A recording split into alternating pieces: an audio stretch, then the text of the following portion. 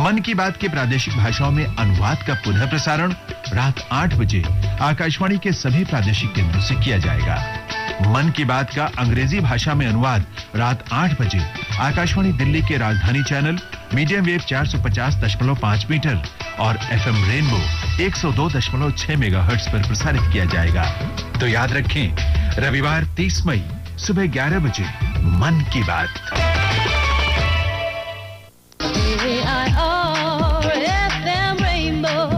FM Rainbow 102.6। Well, एक बार फिर से वापस है आप सभी के साथ और हमारे साथ हैं हमारी एक्सपर्ट। हेलो। हाँ जी, डॉक्टर रमनदीप जी, आपका बहुत बहुत स्वागत करना चाहती हूँ मैं एफएम रेनबो 102.6 मेगाहर्ट्ज की फ्रीक्वेंसी पर। थैंक यू और सबको नमस्कार जी। और आज का जो टॉपिक है मैम वो है how to overcome depression and anxiety in pandemic. अभी तो बात पैंडेमिक की हो रही है, वरना इस चीज से तो शायद हम लोग कई सदियों से जूझ रहे हैं और जूझते रहेंगे और आगे निकलते ही जाएंगे। तो इस टाइम पे थोड़ा ये ज्यादा निकल कर आ रहा है। तो एग्जैक्टली अगर हम बात करें कि अगर हम पैंडेमिक की ही बात कर रहे हैं तो इस टाइम पे किस तरह का डिप्रेशन और किस तरह की एंजाइटी से आप दो चार हो रहे हैं अपने पेशेंट्स के साथ? जैसे आपने कहा कि पैंडेमिक का जो परिस्थिति है ये एक तरह से बहुत दशकों के बाद, सदियों में एक बार का इंसिडेंट है जो हम में से कोई भी परिचित नहीं है इस तरह की परिस्थिति के। डिप्रेशन या एंजाइटी तो वैसे भी हम बात करते हैं, पर जो डिप्रेशन या एंजाइटी हम इस दौरान देख रहे हैं पिछले 1 साल से, इसके ये बहुरूपी है। इसके बहुत सारे अंडरलाइंग फैक्टर्स हैं। हम इसमें सबसे इम्पोर्टेंट बात यह है कि करीब करीब हर कोई प्रभावित है जी। समाज के ऐसा कोई वर्ग नहीं है या ऐसा कोई एज ग्रुप नहीं है जिसको हम बोलेंगे कि वो इम्यून है। हम अपने आसपास भी देखें तो हर किसी को अपनी अपनी तरह की परेशानियां हैं जी। सबसे अगर वल्नरेबल एज ग्रुप हैं तो बुजुर्गों से अगर हम शुरू करें, वो एक तो अस्वस्थता की चिंता उनमें ज्यादा रहती है, परिवार वालों को भी ज्यादा रहती है, सोशली बहुत ज्यादा आइसोलेटेड हैं, कई बार अपने परिवार के साथ रहते हुए भी एक कमरे में बंद रहना पड़ता है, बाहर नहीं जा सकते हैं। हाउसवाइफ्स के ऊपर कई बार जो वर्कलोड है वो बढ़ जाता है, तो उससे भी स्ट्रेस ज्यादा होता है क्योंकि जो रूटीन है सबके डिसरप्ट हो गए हैं। कुछ लोगों की जॉब्स चली गई हैं, फाइनेंशियल स्ट्रेन एक बहुत बड़ा फैक्टर है।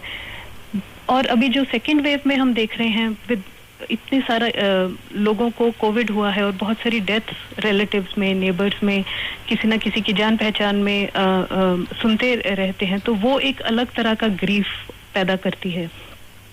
और सबसे अगर मैं अफेक्टेड या प्रभावित और जिनके बारे में कम चर्चा होती है वो है यंगर एज ग्रुप्स हमारा जो यूथ है, जो कॉलेज गोइंग स्टूडेंट्स हैं, स्कूल गोइंग स्टूडेंट्स हैं, उनकी तो लाइफ में उनके पास एक डील करने के रिसोर्सेज भी अभी ठीक से डेवलप नहीं हुए होते, उनका ब्रेन बॉडी अभी डेवलप हो रहा होता है।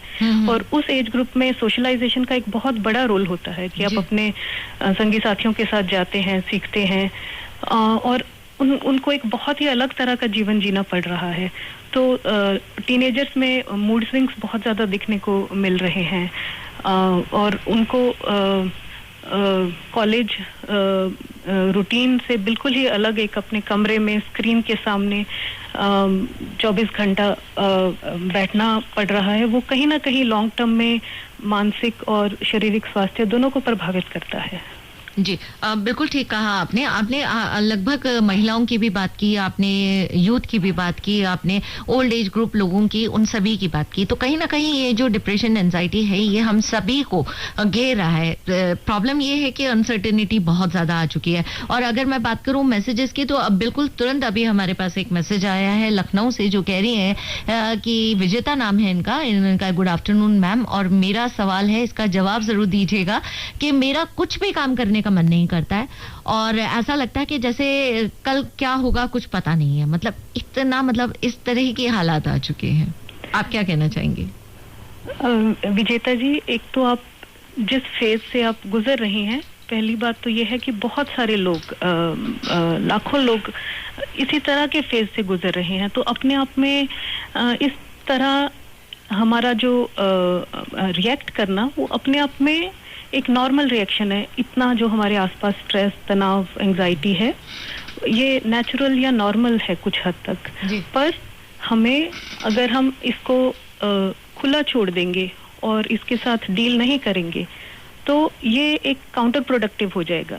ये हमारे को पॉजिटिव आउटलुक की बजाय और ज़्यादा नेगेटिव चिंता, नेगेटिव फीलिंग्स, नेगेटिव थॉट्स की तरफ ले जाएगा। तो जो आप बोल रहे हैं कि कुछ भी काम करने का मन नहीं करता है, किसी चीज़ में फोकस नहीं लगता है, या एक जो दिनचर्या एक बनी रहती थी उसमें कुछ काम करने के अंदर से ही इच्छा खत्म हो जाती है। इसके ऊपर सबसे पहले तो ये आपने पहचाना और इसके बारे में आपने चर्चा करने के बारे में सोचा, ये अपने आप में ही एक बहुत पॉजिटिव कदम है। सो फर्स्ट स्टेप यही है कि हम रिकॉग्नाइज करें कि हम किस पैटर्न में, किस लूप में हम फंसते जा रहे हैं। क्योंकि अगर हम पहचानेंगे नहीं तो हम उसके बारे में कुछ एक्टिव कदम नहीं लेंगे। आपने तो पहचान के लेबल करके और फिर उसके साथ डील करना बहुत जरूरी है जी। और डील करने में ये है कि पहले हम आपसे ये पैटर्न जानना चाहेंगे। आपने पैटर्न की एक बात की, आपने आउटलुक की बात की, तो पहले तो आउटलुक तो समझ आया कि अगर नेगेटिव आउटलुक आप रखेंगे तो नेगेटिविटी आपको घिरेगी, वो that is very correct. But what is about pattern? Pattern हम कैसे पहचाने इंडिविजुअल टू इंडिविजुअल अगर बात करें तो? जो भी हमारा लाइफस्टाइल है, जो हम कंसिस्टेंटली रिपीट करते हैं, वो एक पैटर्न बन जाता है। इसका मतलब हमने उसी तरह का दिन आज बिताया, ऐसा नहीं है कि हमने अगले दिन उसके लिए कंपेंसेट किया। अगला दिन आज से भी ज़्यादा लेजी, ज़्यादा अनप्रोडक्टिव रहा, हम और ज़्यादा नेगेटिव बातों की तरफ अपना झुकाव देख रहे हैं, तो वो आपको एक पॉजिटिव फीडबैक नहीं देता है। वो आप सुबह से अगर आप उठे नहीं हैं बेड से, आपने अपना बिस्तर नहीं बनाया है, आपने सोचा कहीं बाहर तो जाना नहीं है, तो आज नए कपड़े बदलने ही क्यों है, नहाना ही क्यों है, आपने सेल्फ केयर नहीं किया, आपने अपने जो एक दिन का कोई काम काज है उसे कुछ अचीव नहीं किया, तो क्या होगा कि रात तक आपको लगेगा कि मैं किस काम की हूँ, ये मैंने कुछ किया नहीं है। आपको अपने बारे में नेगेटिव थॉट्स आएंगे, आपको कॉन्फिडेंस नीचे चला जाएगा। और कहीं ना कहीं हम जब कोई छोटा भी काम अचीव करते हैं, हमें वो एक खुशी देता है, हमें अचीवमेंट की फीलिंग देता है, और हमने वो नहीं होने दिया उस पूरे नॉन प्रोडक्टिव डे में। तो ये बहुत जरूरी है कि हमारा इस तनाव या स्ट्रेस के एनवायरनमेंट के बावजूद भी हम अपना जो दिनचर्या है वो एक स्ट्रक्चर्ड तरीके से, एक रूटीन के हिसाब से चलें। हम उसको अपनी लगाम को ढीला नहीं छोड़ें। अगर हम घर पे भी हैं तो भी हम एक पर्टिकुलर टाइम पे उठें, हम फिर भी अपना ध्यान दें, हम फिर भी बाहर नहीं भी जाना है तो भी हम एक तरीके से तैयार रहें घर के कामकाज के लिए भी। सुबह नहाना और बाकी जो आपका डेली का रूटीन है उसे वैसे ही फॉलो करें जैसे आप अपना प्री कोविड टाइम में करते थे। आप अपने दिन का एक टाइम टेबल मोटे तौर पे बना के रखें और जहां तक संभव है आप उसे फॉलो करें, और उसमें सारे तरह का चीजें होना चाहिए, कुछ आपके शरीर के लिए, कुछ मन के लिए, कुछ आध्यात्मिक मेडिटेशन वगैरह, कुछ सोशल कनेक्टेडनेस उसमें होनी चाहिए। ये सारे दायरे अगर आप अपने दिनचर्या में नहीं रखेंगे तो कहीं ना कहीं वो आपकी मेंटल हेल्थ को प्रभावित करेगा।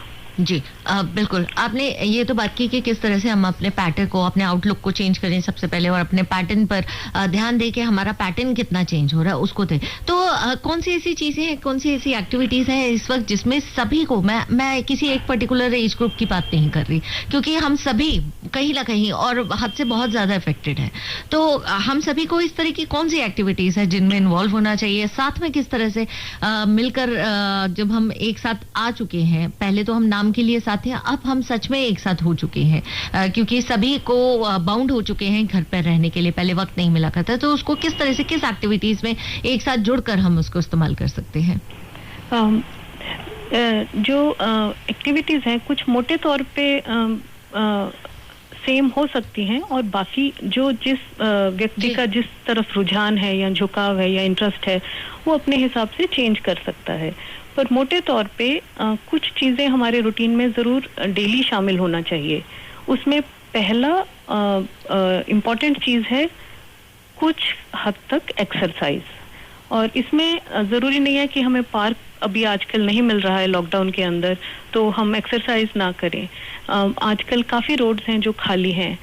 एक्सरसाइज करने के लिए आपको बेड के किनारे एक मैट ही काफ़ी है जिस पे आप रोज़ाना आधा से पौना घंटा एक्सरसाइज किसी न किसी रूप में ज़रूर करें।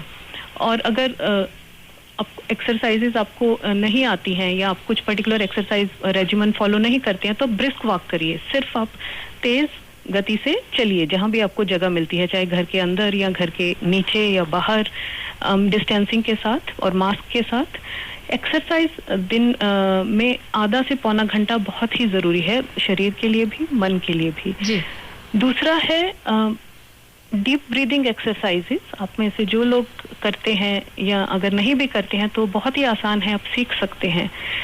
दिन में कुछ मिनट के लिए बहुत गहरा श्वास अंदर लेना है 4 तक काउंट करते हुए, फिर उसको कुछ सेकंड्स तक होल्ड रखना है और फिर एक्सेल करना है, उसको बाहर छोड़ना है। डीप ब्रीदिंग का बहुत ज़्यादा स्टडीज, बहुत ज़्यादा रोल एंजाइटी, तनाव को कम करने में देखा गया है और इससे हमारा जो फिजियोलॉजिकल रिस्पॉन्सेज है एंजाइटी को वो भी कंट्रोल या रेगुलेट हो जाता है। तो डीप ब्रीदिंग एक्सरसाइज के साथ साथ ये भी एक बहुत ज़रूरी रूटीन है जो आप फॉलो कर सकते हैं। तीसरा है, आप पेंडेमिक को एक तरह का अपॉर्चुनिटी की तरह भी देख सकते हैं, एक मौका भी है।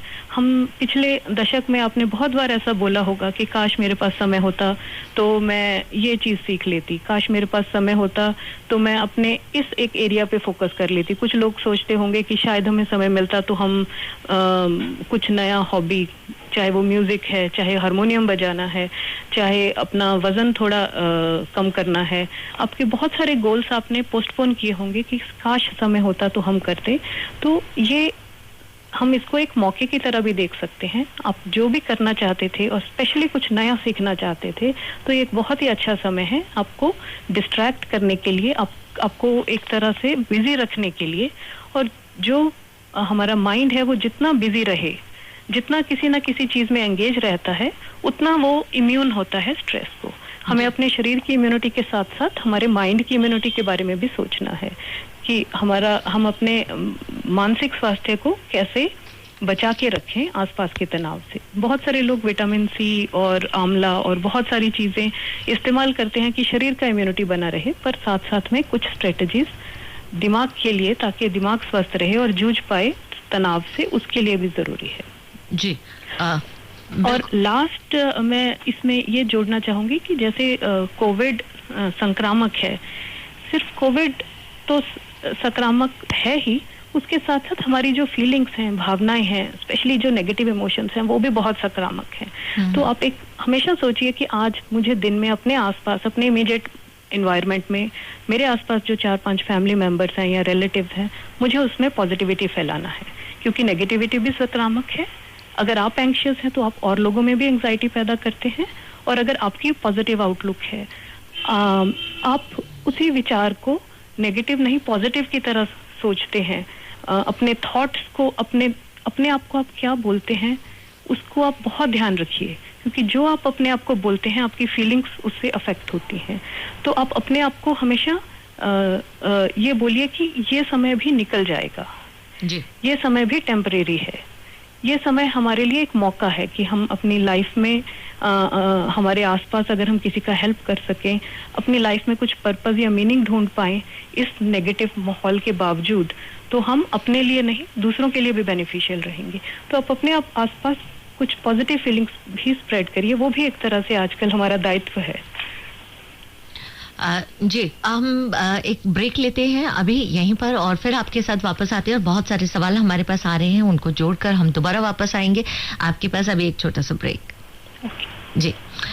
तो दोस्तों ये तो थी हमारी एक्सपर्ट हमारे साथ, और फिर से आपको बता दूं आप बिल्कुल हमारे साथ जुड़ सकते हैं अपने सवालों के साथ। आप हमें भेज सकते हैं REIN रेन टाइप कीजिए, अपने नाम अपने मैसेज के साथ आप अपना सवाल हमसे पूछ सकते हैं। टॉपिक है how to overcome depression and anxiety in this type of pandemic.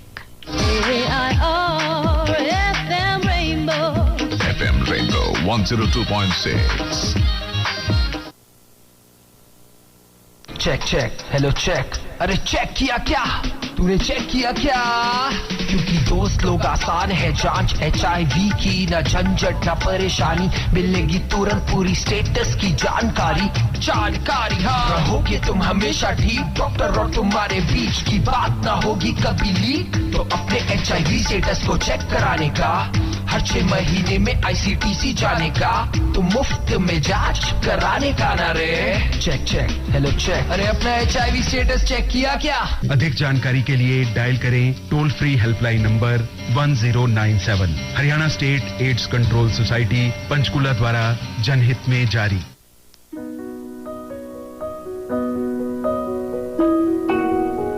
साथियों, आज आप भी देख रहे हैं कि भारत निस्वार्थ भाव से बिना किसी भेद के अपने यहां भी और पूरे विश्व में कहीं भी संकट में घिरे व्यक्ति के साथ पूरी मजबूती से खड़ा है।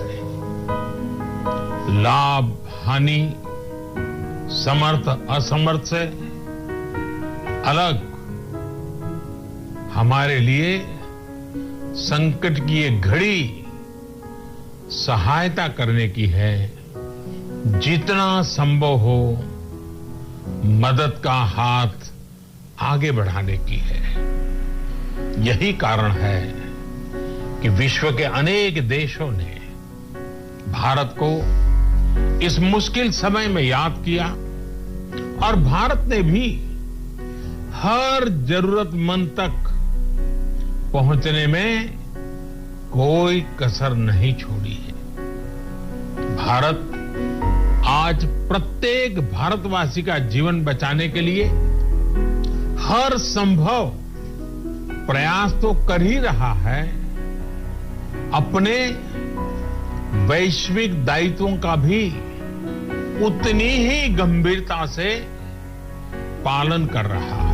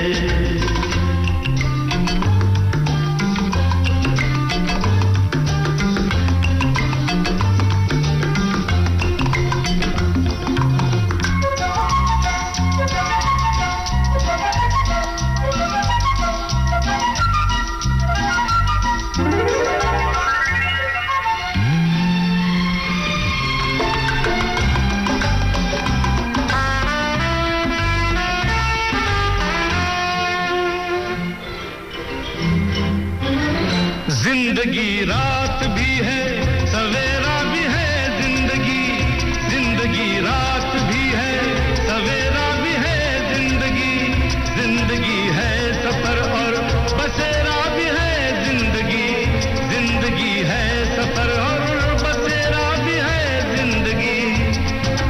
एक पल दर्द का गाँव है, दूसरा सुख भरी छाँव है, हर नए पल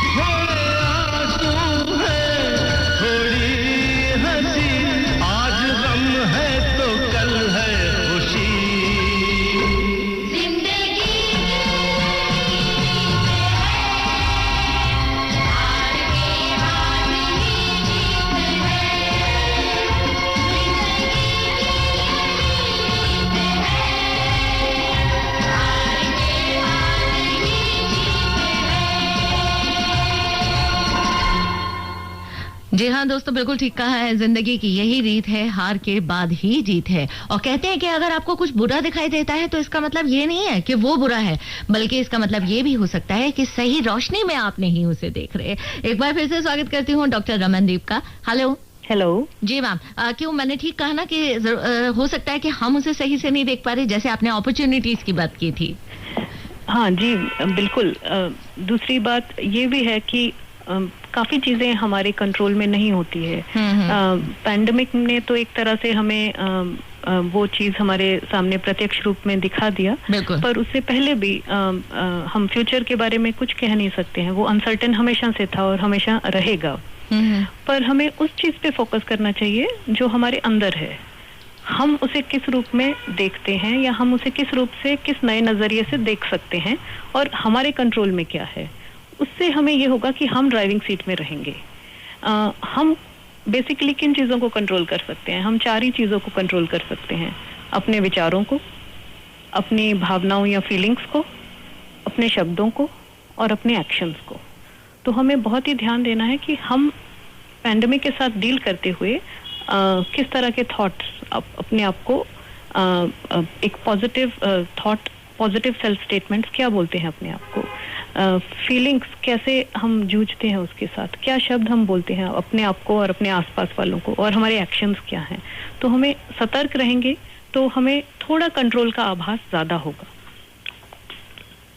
जी मैम, मैंने आपको बताया था कि हमारे पास बहुत सारे मैसेजेस भी आ रहे हैं, वो भी लेंगे। ये विपुल का पटना से मैसेज है जो कि कह रहे हैं कि मेरी माँ की उम्र 45 इयर्स है, लेकिन वो बहुत ज्यादा सोचती हैं। हर वक्त वो ओवर थिंकिंग करती रहती हैं, जिसकी वजह से वो रात को नींद भी सही से नहीं ले पाती हैं। तो हम सब बहुत परेशान हैं कि कहीं वो बीमार ना हो जाए, तो उनके लिए हम क्या कर सकते हैं? वो 45 इयर्स हैं जी, राइट। ये भी एक जो ओवर थिंकिंग करना या बहुत ज़्यादा एंग्जाइटी लेना, ये एक बहुत बड़ी समस्या है। और कुछ लोगों को, क्योंकि उनकी पर्सनालिटी में, उनके जो पहले से मेकअप में वो ज़्यादा एंग्जाइटी लेते हैं किसी भी चीज़ को लेके, तो जिन व्यक्तियों की उस एंग्जाइटी प्रोन पर्सनालिटीज़ जिसे हम बोलते हैं, स्ट्रेस प्रोन पर्सनालिटीज़, वो बाकी लोगों के मुकाबले अधिक स्ट्रेस या अधिक थिंकिंग करते हैं। तो इनको अपनी मदर की देखभाल के लिए कुछ स्ट्रेटजीज अपनानी होंगी। ये चीज़ एक दिन में तो चेंज नहीं होगी, पर धीरे धीरे अगर ये उनके साथ लगेंगे, उनको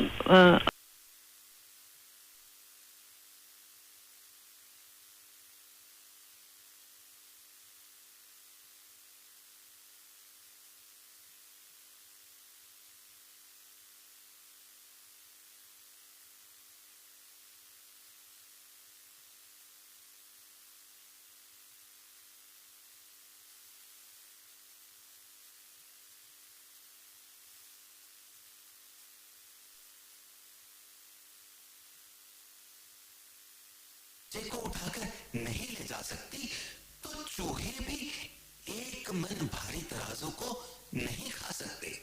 तुझे बच्चा चाहिए तो तराजू मुझे वापस कर दो। दोनों में काफी विवाद हो गया और इसी तरह विवाद करते हुए दोनों राजमहल में पहुंचे। वहां न्यायाधिकारी के सामने साहूकार ने अपनी दुख कथा सुनाते हुए कहा, माई बाप, इस जीर्णधन ने मेरा लड़का चुरा लिया है। धर्माधिकारी ने जीर्णधन से कहा, तुम इसके लड़के को इसे वापस लौटा दो। पर जीर्णधन बोला, महाराज, उस लड़के को तो चील उठा कर ले गई।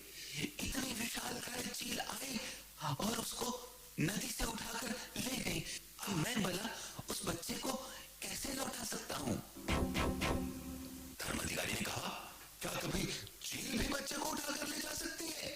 तो जीर्णधन ने कहा, यदि एक मन भारी तराजू को चूहे खा सकते हैं तो चील भी बच्चे को उठाकर जरूर ले जा सकती है।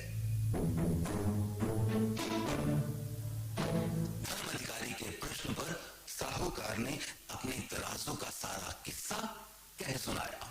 धर्माधिकारी तो समझ गया और साहूकार को कहा, तुम अपने लालच को छोड़कर जीर्णधन को उसका आंसू लौटा दो।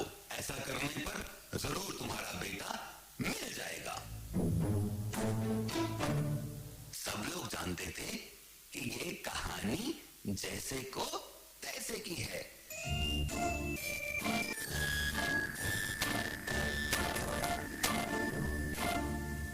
जैसे को तैसा। अभी आप सुन रहे थे ये कहानी जिसे सुना रहे थे नितिश अरोड़ा। आपको ये कहानी कैसी लगी? आपको पता चला कि नहीं कि इस कहानी से आपको क्या सीख मिलती है या आप क्या समझे हैं इस कहानी से? तो इसके बारे में आप हमें लिख भेज सकते हैं हमारे फेसबुक पेज आकाश।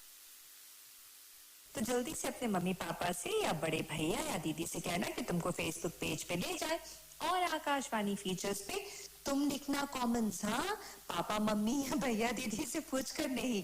और सुनो, निराश भी मत होना। किसी वजह से अगर तुम कहानी नहीं सुन पाते हो तो आप उसे सुन सकते हैं आकाशवाणी के YouTube चैनल आकाशवाणी AIR पर। तो जल्दी से हमें लिख के बताना कैसी लगी कहानी और अपना ख्याल रखना, बहुत सारा घर के अंदर रहना।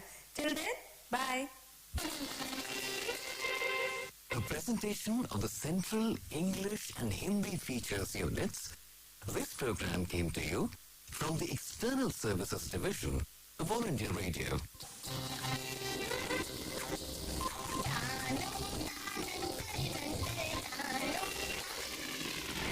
जंगल जंगल फिर बात चली। ये आकाशवाणी दिल्ली है।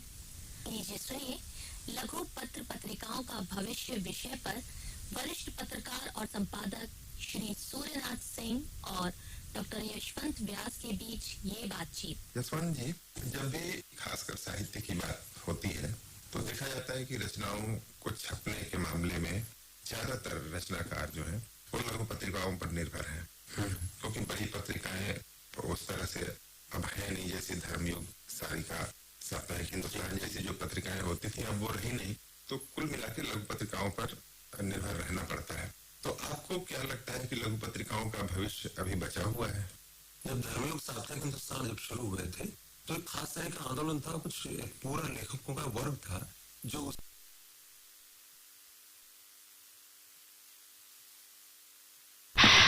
Well coming up next is Jubin Nautiyal से बावरा मन। आप सभी के लिए मन की ही बात की थी, तो बावरा मन आप सभी के साथ है। वापस आते हैं आप सभी के साथ एफएम रेनबो 102.6 मेगाहर्ट्ज।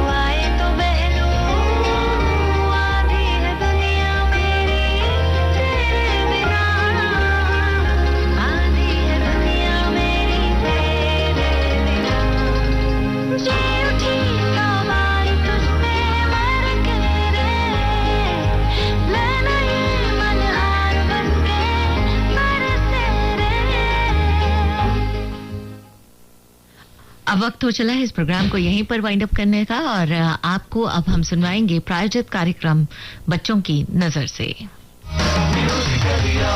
आकाशवाणी